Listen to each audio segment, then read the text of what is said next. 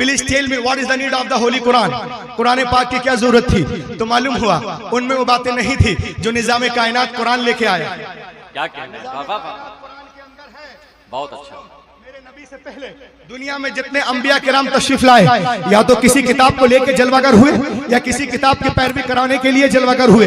हजरत आदम से लेकर ईसा अलैहिस्सलाम तक हर दौर में अंबिया किराम मौजूद रहे, लेकिन उनके साथ साथ हमने ये भी देखा कि अंबिया किराम के मुकद्दस जिंदगियां, उनकी किताबें एक सदी के अंदर अंदर ही बदल दी गई। न जिंदगियां महफूज रही, न किताबें महफूज रही, न उनका पैगाम महफूज रहा। अब सवाल पैदा होता है कि अल्लाह ने किताबें नाजिल की तो बंदों ने कैसे बदल दिया? तो देवसर वालों आओ मैं तुम्हें बताऊं, मशीयत इलाही के इल्म पाक में ये बातें थी।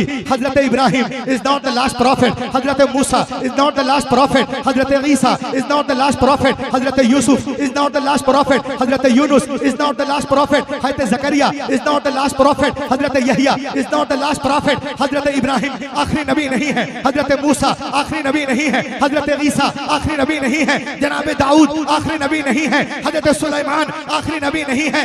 बदलने दो दुनिया वालों को किताबें।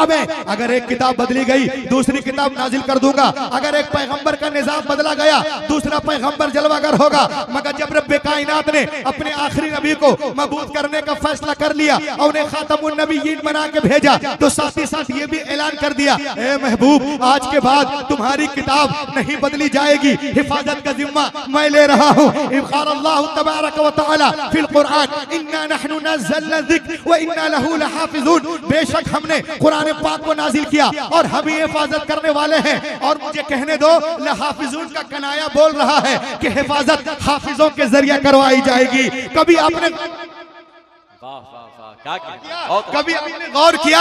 तौरात लिखी गई तख्तियों पे लिखी गई, जबूर लिखी गई तख्तियों पे लिखी गई, इंजील लिखी गई तख्तियों पे लिखी गई, अज़ाया तख्तियों पे, गज़लुल गज़लात तख्तियों पे, मल्लाकी तख्तियों पे, मसलाब तख्तियों पे, दानियाल तख्तियों पे। लेकिन खुदा की कसम कुरान पाक रोज़े अव्वल ही से दिलों पे लिखा जा रहा है। तख्तियों को तोड़ा जा सकता है, जलाया जा सकता है, बहाया जा सकता है, मगर दिलों पे जो कुरान पाक नक्श है, ऐ दुश्मनों उसे कैसे मिटाओगे?